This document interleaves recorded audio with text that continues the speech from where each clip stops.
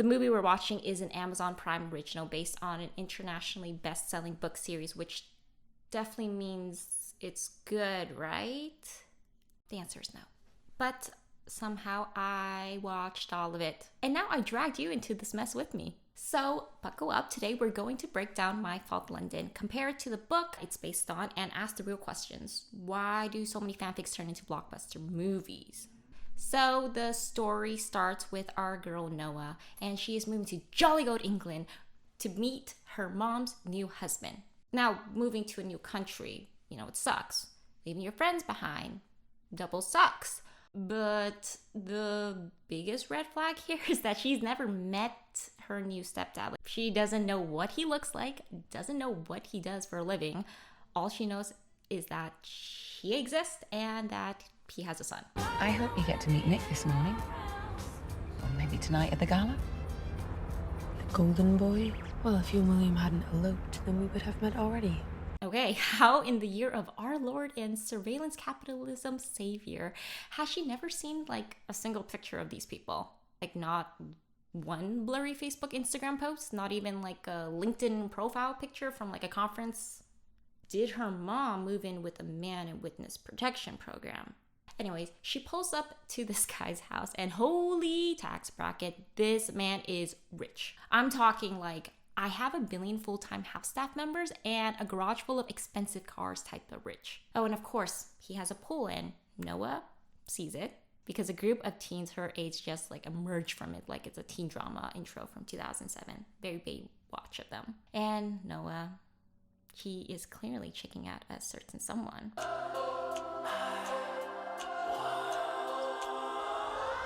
But wait, surely that's not Nick, right? Her new stepbrother? Plot twist. Of course it is. The first person she lays eyes on in this house, the very first human she thirsts over, is her new stepbrother. So yeah, this is a forbidden love story. Step-sibling romance. Anyways, she and Nick, they do not hit it off. Is that how you greet people in Florida? Because here we just shake hands. So you're the infamous Nicholas Lester? You can see the disgust in his eyes. So that night, still day one of arriving to London, mind you, the entire family, who have literally just met, again, attends a high society gala put on by Nick and Nick's dad. One of those, only the top 1% of the 1% of the 1% type of deal. Anyways, we get not one, but 2 romantic tropes at once here. 5 minutes into the movie. You got the stairway scene where she's coming down and now she's looking kind of attractive. And the second one, the fish out of water. She's Noah being tossed into deep elite society and she doesn't really know what's going on here. So the gala's full of rich people doing rich people things like being photographed, sipping champagne, and gossiping about everyone and no one at the same time. And just when you're ready to write Nick off as a spoiled, nepotism-coated brat, we learn, surprise, he's a self-made tech bro. He makes a lot of things, but he's not spoiled. He makes his own moolah. You've heard of Connect. Yes, apparently Nick invented the Connect app. What, darling? You haven't heard of the Connect app before? Well, let's ask this guy to explain it for us. You've heard of Connect. The ride-sharing app. 2 people going in the same direction, one hitches a ride with the other. Over 1 million users. Okay, so it's basically he invented Uber X, or I guess the bus. We aren't supposed to hate him because he's technically not living off daddy's money. He's living off app money, which somehow is supposed to make us respect him more. Question mark. Made lots and lots of bloody money. He's no nepo freeloader like the rest of us. Come on, let's not kid ourselves. You think he got his first million in seed funding just from hustle and vibes? No. And oh, that's nepotism 101. Sure, you made an app, but let's not pretend you didn't also have a LinkedIn connection to a VC before your voice dropped. And all this backstory is being dumped on us by this one random gala guest who for some reason knows literally everything about Nick. So when I watched this, I was okay, I'm assuming this guy is gonna be Noah's quirky friend in England, the one who helps her adjust to this new world and everything. No, I was totally wrong. We never see him again. He's like that one Ravenclaw kid in like Harry Potter who like says that one spooky thing and like disappears forever. He just like gives all the context of what's happening in the story just for exposition and just like dips. Like, okay. It's among the darkest omens in our world. It's an omen of death. So at the end of the gala, Nick and Noah are kind of getting bored. So Nick is like, I'm gonna go home, and Noah, I'll take you with me. Okay, they're finally alone. Maybe some romantic tension will ensue. Oh wait, never mind. Nick just abandons her on the side of the road. I'd hate to not live up to your expectations. Hey, what are you doing? Why are you getting out of the car? What the hell? Get out. Like, literally drops her off on the M5 on the first night of her being in a new country, remind you, in heels, in a sleeveless gown, in the code with no international data plan, and you know what? She has no batteries too. She can't even call anyone. 0 red flags, right? But of course, this is a Hollywood movie, so don't worry. Zach picks her up. Wait, who's Zach? Well, he apparently was the valet at the gala. He pulls up and says he's here to pick her up because Nick called him to do so. Nick Lester's sister. It's Zach from the valet. Yeah, he told me to come pick you up. We have no clue if he's telling the truth. Like, we know nothing about him except he's a valet. I mean, there's no possible chance that he just followed them the entire way to, try to get her location. No, like, he must have just got sent there. Noah kind of has to trust him right now, so Okay, I mean, you can tell by my voice, I'm not exactly Nick's #1 fan right now, but would you believe me if I said that what he does in the movie is actually chivalrous in comparison to the book? Because in chapter 5, the little scene where he kicks Noah out of the car, oh, it's way worse. Allow me to read an excerpt from the literary masterpiece. What's your problem anyway? Nicholas asked in a weary tone, as if he couldn't put up with me a minute more. That makes 2 of us, I thought. Well, I don't want to die on the road with some maniac who doesn't know how to read a road sign. That's one problem, I shouted. I was at my limit. Okay, and then blah, blah, blah, Nick kicks Noah out. Nicholas, you can't leave me here, I roared as the car started to roll and the tires squealed. Nicholas! That scream was followed by a deep silence that made me worry my heart would stop. All I could do, and this was as awful and as dangerous as just standing here, was try to thumb a ride and pray that a civilized adult would take pity on me and take me home. I knew that half the time a girl tried to do it, she ended up murdered and thrown in a ditch. So, Book Nick just yeets her on the side of the road with no phone, no call to her parents, no call to Zach, the valet, and no like, Siri, get her an Uber ride back home. Literally nothing. She resorts to hitchhiking. She could have been picked up by an axe murderer, and she even like thinks this. And look, I know the book tries to be cute, like, haha, if joking about being kidnapped, then the kidnapper like definitely won't do it, right? But like, that's not how serial killers work.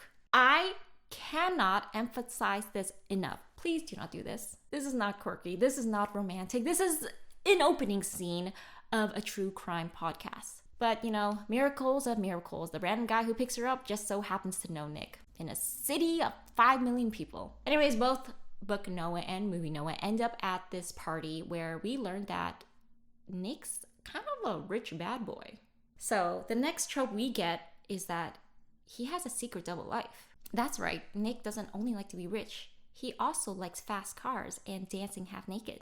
But after a quick dump of some mysterious liquid as payback for leaving her on the side of the road, Noah finally gets Nick's attention. Fuck is your problem? I did not know she was gonna do that. But not long after, he realizes Noah's been roofied and takes her home, not before punching the guy who did it to her. Oh no, I'm not good, man. Oh, it's just mashed my nose. So to summarize what's happened so far, Noah sees Nick, gets angry at him, but then she's been roofied. So Nick is like, oh, I won't get angry at you. I'll just take you home. Okay, I'll give like 1 point to you, Nick, for doing like the bare minimum, but like, that's all you're gonna get. Also, like, we found out that they coincidentally have matching tattoos. So next thing you know, they're at a car park with a bunch of like fancy looking cars. Turns out Nick not only drives fast car, he likes to race fast cars. Wait, Nick fights and races. Any other bad boy cliches? This is Ronnie, man. He's just come out of a year in prison. He's a proper bad guy. Gun for hire type bad. Specifically race against very sketchy men who look like they sell knockoff protein powder in like gym parking lots. And somehow Noah, sweet, recently relocated Florida teen, has an encyclopedic knowledge of custom paint jobs and engine torque. Custom paint, right? Full 5 spokes. Yeah. Well, why? Well, because her biological dad is Travis. Yes, Travis. You know Travis, right? The famous NASCAR driver, Travis? Of course you know him. I know him. I definitely watch F1 for the cars, and that's like the same, right? But anyways, what we do know at this point is that introduction of another trope, aka the unexpected expert. Noah ends up racing against the head gangster, which surprises everyone. How? Well, because this girl hops into Nick's car without telling anyone, by the way, and beats the rival gang leader, Ronnie. Ronnie loses and immediately accuses Nick of cheating. Because remember, Nick was the one supposed to be racing Ronnie, not Noah. So even though Noah was the one driving and like he saw it, like he saw her come out of the car and isn't denying anything happened, he's angry. Fucking kidding me. Get out of the way! Like, move, man! You have no idea what you've just done. Nick? If I challenge you to race, yeah? I expect you to race. Like, bro, just race again. This isn't like he used up his energy allowance for the day. They were just like chilling right before all of this happened. Like, you can literally reschedule like a stretch break and come back 30 minutes later. I digress. But one thing to know about this scene is that before this racing chaos, there's a fake relationship arc. Noah found out that her ex-boyfriend from home cheated on her with her best friend. Well, Nick, ever the opportunist, suggests maybe we can make this ex-boyfriend jealous. You know, like how to make him jealous though? A fake relationship, of course. With each other. I'll send them to you and you can use them however you want. His new stepsister, whom he abandoned on the highway 48 hours ago, okay, by the way. Both move. So they agree on this fake relationship thing and kiss for the first time. And they send the picture over to Dan like it's not a big deal. Also, weren't they getting photographed at the gala? Like, wouldn't he know who her new stepbrother is? Like, is there not going to be an article like that comes out on TMZ saying like billionaire step-siblings suspiciously affectionate? But sure, we're pretending no one will find out. Cue 30 minutes of Nick and Noah being extremely unsubtle now. They're not keeping it PG. Like, this is just the start of them. They're in the closets and pools and the hallway, basically within visible range of both parents at all times. Subtlety? Never heard of her. But of course, it can't just be fast cars and forbidden stairs forever. Trouble's brewing. Because apparently the thrill of illegal racing isn't enough for rich Nick. No. Because he also enjoys a casual bare-knuckle brawl with the same guys from the street racing gang, like Ronnie and them. Why? Testosterones, I guess. Also, he has like mommy issues. This is him like getting it out of his system. Noah, understandably, is upset about all the violence, and Nick agrees to quit mid-fight. Honestly, probably the right call. He's not exactly in the same weight class as these guys. One good swing and he'd be completely KO'd. Look, Manny Pacquiao is a beast, but he's not squaring up with blindfolded Mike Tyson either. But, you know, the movie isn't going to show this. He's going to show that he is 2 seconds away from beating up Ronnie, but he just quits for love. Also, mysterious guy sighting number 1. So you know how I said he has mommy issues? Well, Nick's anger issues really start to bubble up during his birthday trip to Ibiza. And this is where Noah is seen dancing with another guy, and Nick just socks him in the face with zero warning. Noah wasn't even trying to make him jealous. It was just a dance. And they were like making out like 2 seconds earlier in the scene. So a lot of things are happening right now, okay? Nick? Hey, Nick! The hell was that, man? Oh, he was a creep, Jenna. He had his hands all over her. Bro, she was fine. She thought hitting him was the right thing to do. Yeah, well, it made me feel better. I mean, not saying it would have made it better, but like, bam, out of nowhere. And the movie treats Noah like she's overreacting to all of this. Like the girl that she eventually becomes friends with is like, come on, he said sorry. You can kiss your stepbrother. Like, he's a good guy, move on. You know, I've known Nick a really long time. And yeah, he can be a little bit hot-headed sometimes, but he's a good guy deep down. And he's a really good friend. Maybe don't write him off straight away. But all of this and her refusing to forgive him is just a setup to show that she is very uncomfortable with violence, and it has to do with her dad, her biological dad. Turns out her biological dad, Travis, the NASCAR guy, well, he went to prison for DV against her mom and her. Also, remember the mysterious guy from earlier?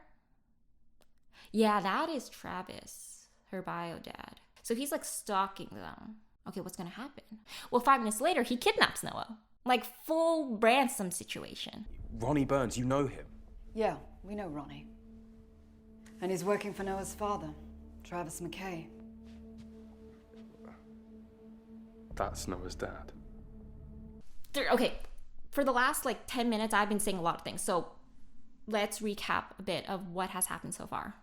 In 1 week, Noah moves to England to live with her mom's new husband and his son, whom, remember, she's never seen or met before. She gets dropped off on the highway like someone's forgotten Uber Eats order, but falls in love with him despite that. She becomes a street racer, she fake dates her stepbrother, starts real dating her stepbrother, watches him punch half of London, and finally she gets kidnapped by her dad, who has been stalking her for the past week or so. Yep, this isn't a romance. This is Grand Theft Auto level step siblings edition situation. Okay, so we're like 80 minutes into the movie and kidnapping happens. There's only like 10 minutes left in the movie, okay? 10. Like, if this were a James Bond movie, the plot thread would have been set up like 40 minutes ago with the car chase across Istanbul and everything. Like, this would have been like, oh, okay, this is the climax. But here, nah. The dad forces Noah to drive away. Drive. But of course, Nick follows them and they have to stop Noah and the dad running away, right? So how does that happen? Well, a car has to block off the road. So who does this? Not the police, not Interpol, not M16. It's Nick, a barely legal 19-year-old with anger issues and a criminal record of street racing. He's the one who runs the kidnapper off the road. Also, how did he know none of them were gonna die? Because the car went like flip, flip, flip, flip, flip. No clue. JK, it's movie magic. Also, how did her dad even get to England? Because remember, she's from Buttcrack, Florida. You know, we learned that he just got out of prison. Like, isn't there a parole system, like, with rules? Like, where is his parole officer? Isn't he, like, not supposed to leave his own country, much less, like, hop over to another continent and join a literal gang? The movie tries to answer these questions by saying, like, he got a stolen passport and broke parole. But, like, come on, he just got out. There must be, like, higher security than this, right? Also, like, he convinced Ronnie, like, the dad convinced Ronnie, the gangster that Nick was fighting all those times, like, to help him with this kidnapping efforts. Like, how did he have the clout to do that? I would think he would be broke after losing the NASCAR contract situation, but maybe he invested, well, in real estate or something. But anyways, none of that matters. Everyone's safe now. The gang members, they're gone. They're off screen somehow. And we're rewarded with a romantic kiss in a swimming pool. Oh, very sweet. Oh, very steamy. Oh, very much 2 meters away from their actual parents. They're getting along with it. You don't think they're... No. I don't. No. No. Because if they were... Big problem. Okay, very normal behavior. So I've been talking about the movie for quite a long time now, but remember, this was originally a Wattpad story. So I, of course, needed to read the book. All 400 pages of it. Do I regret it? Absolutely. But I did it for you. You're welcome. Okay, so now here's the wild part. This is like one of those rare cases where the movie is actually better than the book. And I don't mean like better like, oh, the cinematography really like enhanced the narrative, or like, oh, I love the casting choice and the musical score. No, I mean, somehow, the filmmakers took the most Wattpad fanfic of all fanfics and turned it into a coherent love story. I said this book was originally published on Wattpad, you know, home of YN love triangles and like really good UI, which makes it a really low barrier of entry. But again, unlike a lot of Wattpad stories, My Fault wasn't a fanfic originally. It was a self-published original romance uploaded to the site whose readers, you know, are already used to, let's call it, intense melodrama. And it got really popular because it had like every single trope under the sun. It had the bad boy with a soft side, forbidden love, surprise criminal subplot. It basically showed up in everyone's filter feed / it had something everyone probably liked, which is the reason why it was really popular. It was so popular, in fact, that it won the 2016 Wattpad Awards, which is like the Teen Choice Awards of self-published fiction. So when it wins this award and is this popular, well, Wattpad Books had it traditionally published. The story got turned into a published book. It picked up traction in the booktok sphere too. So popular that they were like, okay, let's make this into a Spanish film called Culpa Mia. The only difference is that it gets set in Spain instead of LA. It did super well, and they were like, wait, let's also turn this into an English movie version, but make it like different. So we're gonna call it My Fault London because it's gonna take place in London this time and not in Spain. So yes, this is a remake of a movie based on a book that started out as a Wattpad story. Okay, but what are the differences between the original book and the movie? So in the original book, instead of Noah moving from Florida to England, she moves from Moose Country, Canada to sunny Southern California. She is about to start her senior year and is kind of furious at her mom for uprooting her. Honestly relatable. And her new stepdad, Nick's dad, well, again, she's never met him. This time, she doesn't even know his name. All of this happened super quickly because her mom met him on a cruise to Fiji and got married like 2 months later. This is written in 2015, remind you, so FaceTime existed. Like Messenger, WhatsApp, Skype, like all of that existed. No excuse for not even knowing how the guy looks like or his son. Totally fine. No notes. One of the biggest differences, like I mentioned earlier, is the car scene. Another difference are the amount of scenes in the movie. So there's a bunch of plot that was in the book that was taken out of the movie, which honestly was for the best. There is a small subplot where Noah starts semi-seeing this guy named Mario, who of course doesn't get along with Nick, for no reason. By the way, like they just don't like each other. They didn't explain why they don't like each other. They just don't. Nick is super jealous that Noah is like with this guy. Honestly, this like potential sub-romance, like love triangle situation, it doesn't go anywhere. There isn't like a big fight like for the girl or anything. Like Mario just disappears from the book. There's also another subplot where Noah wants to not rely on her like new stepdad for money, so she gets a job to afford a car. Again, goes nowhere. Nothing happens at work really too. Also, instead of Noah's dad Travis creepily turning up in different scenes, we get hints that he exists through random notes that he sends to her. So one of those notes says, "I'm watching you.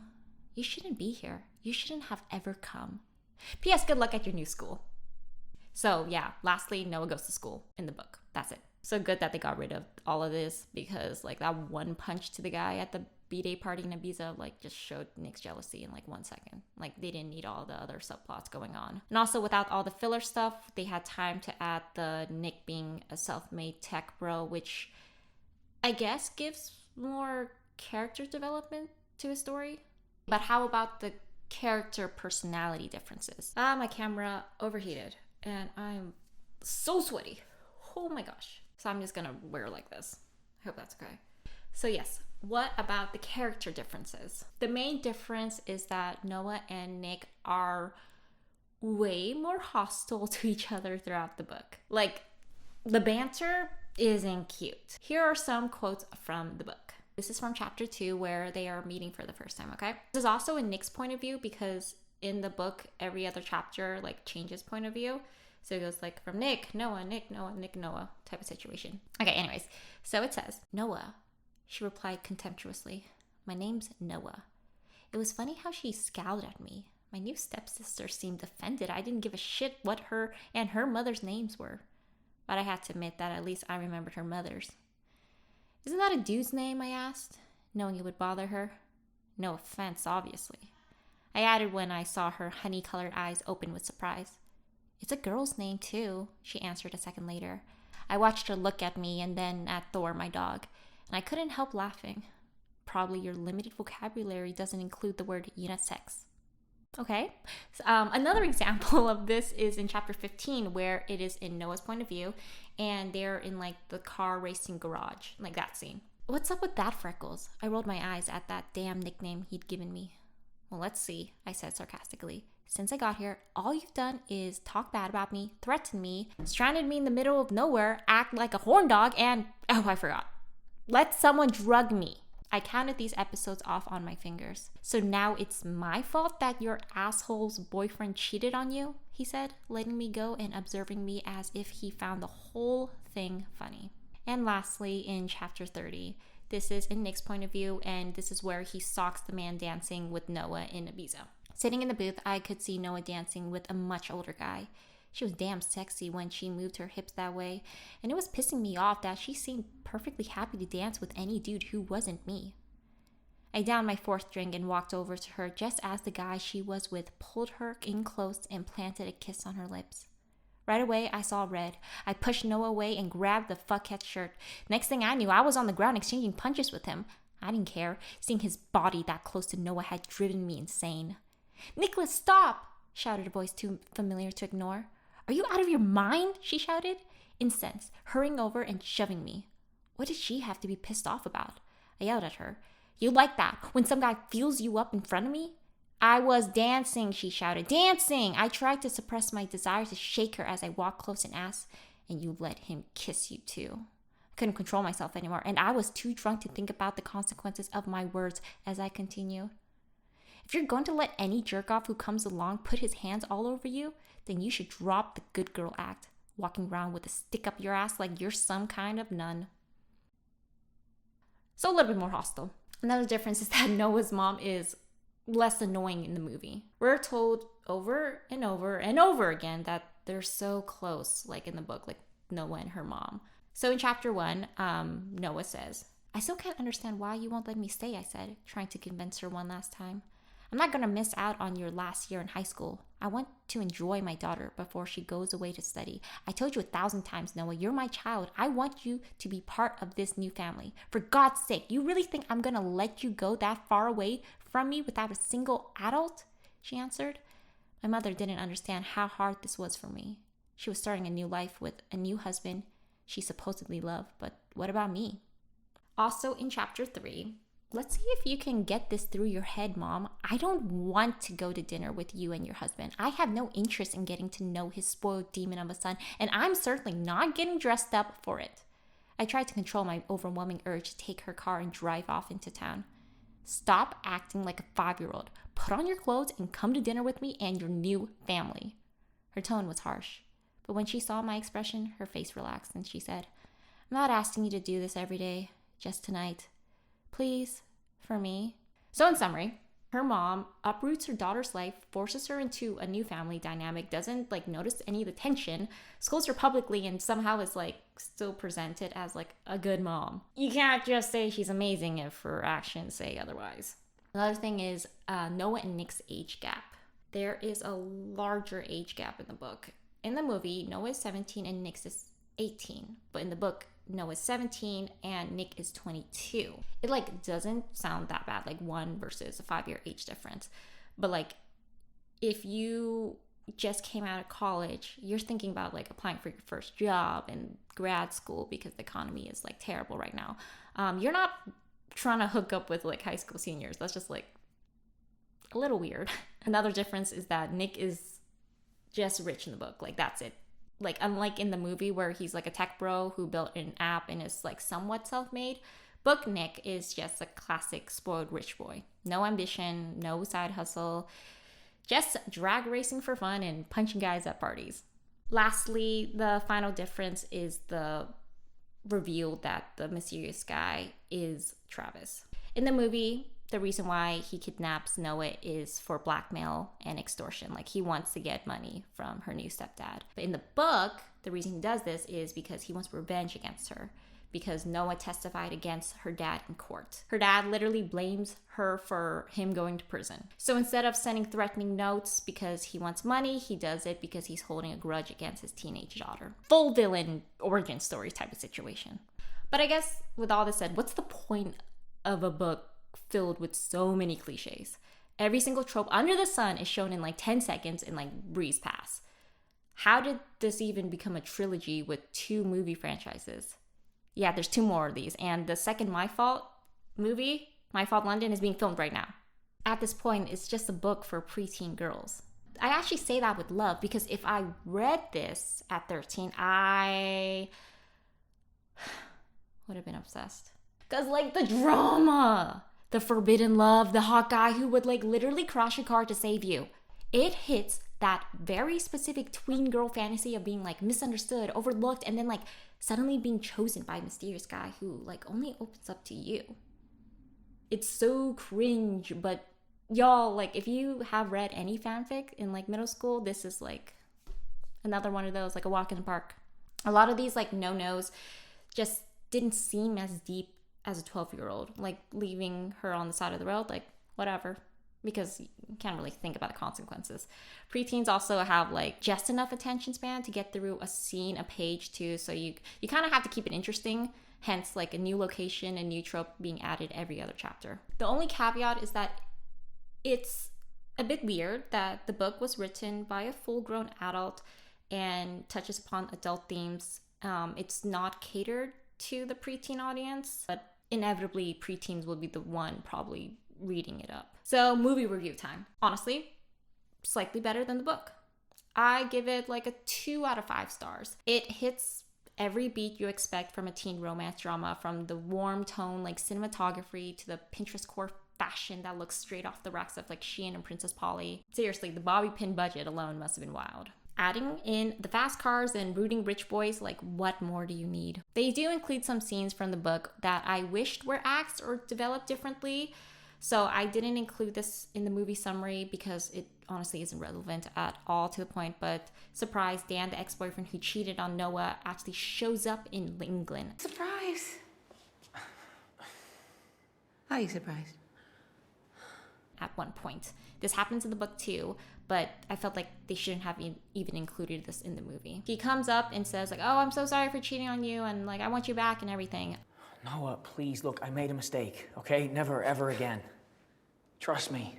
They never really explained why he wants her back. Just the typical, like, everyone is obsessed with the main female lead type of situation. Noah tells Nick to get rid of him, and he does so with money. The scene takes like 5 minutes. In the book, it's only a couple pages.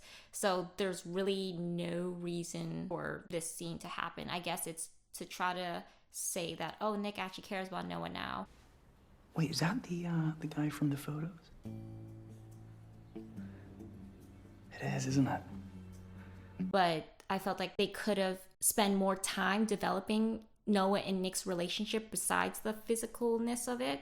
Maybe they could have used this 5 minutes to talk about feeling isolated or like bonding over being raised by single parents, or even how they both feel the need to work for their money and not rely on others because of their situation growing up. Like literally, they could have done anything else. Another critique of the movie is that, well, the acting and production. We're in the middle of like a weird era in acting where it seems that if you're nuanced, it means drama. Like there's an epidemic in Western teen dramas where no one really moves their face. Like who decided subtle meant expressionless? Also, if I like can't hear the dialogue because of the weird sound mixing, and also I can't read their facial expressions because they're being subtle, I can't really tell what's happening in the movie. What am I gonna do? Can't believe you're actually leaving.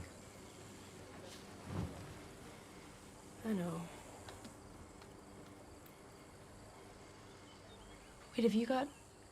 So feel free to, add more facial expression for the sequel, okay? Maybe tone down the sound mixing too. Just a thought. But that said, the soundtrack, chef's kiss. Absolutely phenomenal. No notes, A+ for whoever chose all the songs. Kiss me. Begging for thread when they're getting hot and heavy, like unlocked a memory vault from high school. Whew. They also use Von Dutch and Room by Charlie XCX, which it will definitely make this movie very 2025 coded, but it's okay.